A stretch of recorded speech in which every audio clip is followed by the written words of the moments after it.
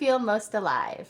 I think the most that I felt alive is definitely when I got diagnosed with borderline personality disorder about 2 years ago now. And I started taking medication for that. Yeah. Have you ever been in love? I have been in love so many times platonically, and I think it's something that is not celebrated enough at all. I am so obsessed with my friends. Yeah, just my ride or dies.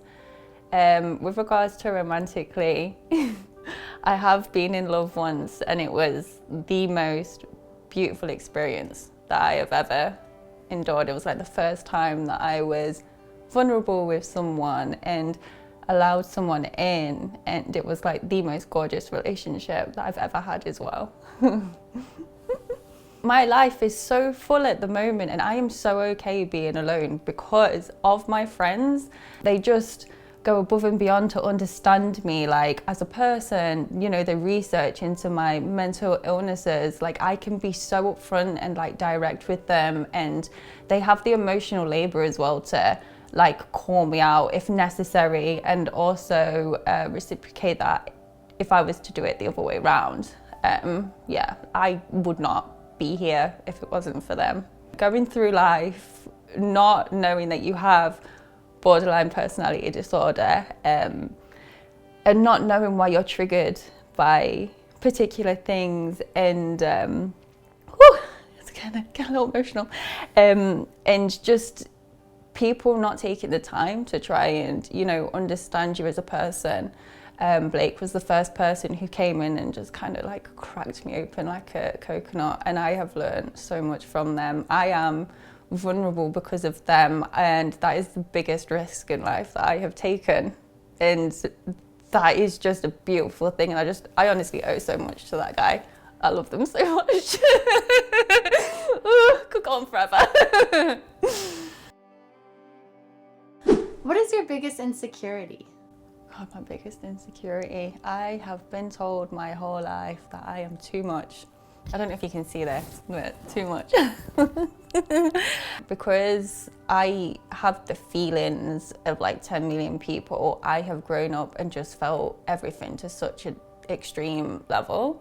And it's not always a bad thing, you know, like when I feel joy, like I feel joy, like I really feel it in my bones. But yeah, obviously when I was a child and I was just like had all of these emotions, and I wasn't taught how to deal with those emotions or how to self-regulate. And you know, I grew up in like a unstable house.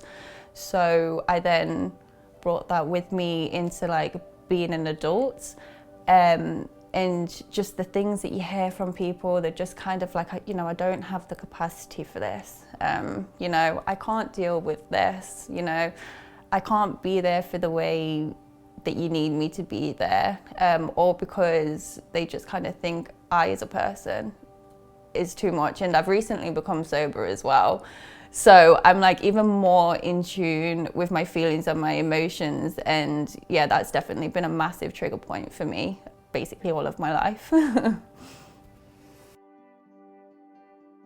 What is your greatest emotional fear? Feeling unseen and unheard. I feel as though sometimes people come into your life who may not be as self-aware as you are, and just kind of try not to understand who you are as a person, if that makes sense. I'm kind of articulating this in a way that's like accusing others, and I don't want it to come across that way at all, because, you know, we all have this path that we need to take in life, and it doesn't matter how long it takes for people to grow and, you know, become self-aware and go through all of those changes. But it can sometimes be exhausting having people come into your life who don't want to understand why you are the way you are. And it kind of makes me feel as though I regress as a person because of that, if that makes sense. Yeah. What advice would you give to your younger self? Oh my God, when I think of my younger self, I get so emotional. Just all the shit that they had to go through. You know, not everybody in life is going to like you, and that's okay. You shouldn't let them kind of dim your sparkle because of that. You should just carry on being you, because at the end of the day, the only person that you need to make happy in life is yourself. What is the scariest thing you've ever done? Opening myself up, being vulnerable with people. I come from a really violent, aggressive, unstable household. I had a very traumatic upbringing.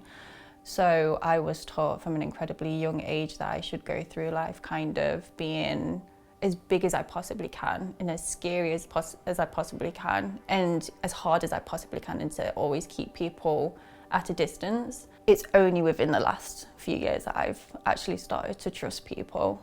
Yeah, being vulnerable is it's a really terrifying thing. You're kind of just bearing your soul out there. The only way that I have became vulnerable is because of my friend Blake, because Blake is probably the first person who came into my life and, you know, saw me for who I was and made me feel seen and heard.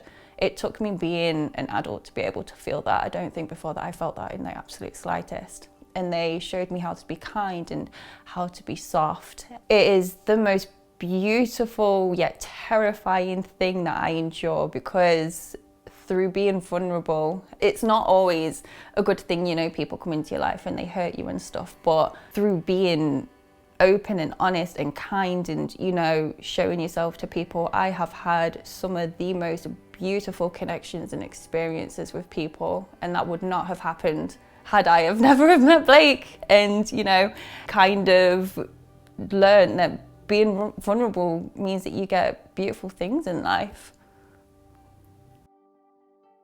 Are your thoughts narrated? And if so, how does your inner voice treat you? No, I don't think I have an inner voice when I am thinking of things. I reckon growing up, I definitely had a voice that didn't treat me very kindly. Growing up in a patriarchal society where we all kind of have to be kind, be humble, always put ourselves second if we were socialized as a woman. You know, eat in a certain way, look in a certain way. It's just capitalism in general, isn't it really? But it just kind of leaves it open for so much criticism after proactively doing so much work on myself, which is so exhausting but so rewarding. I can wake up now and just be like, Lucy, you're gonna have an amazing day. You are a sexy ass bitch. You are owning it, you know? Don't let people like piss on your shine, anything like that.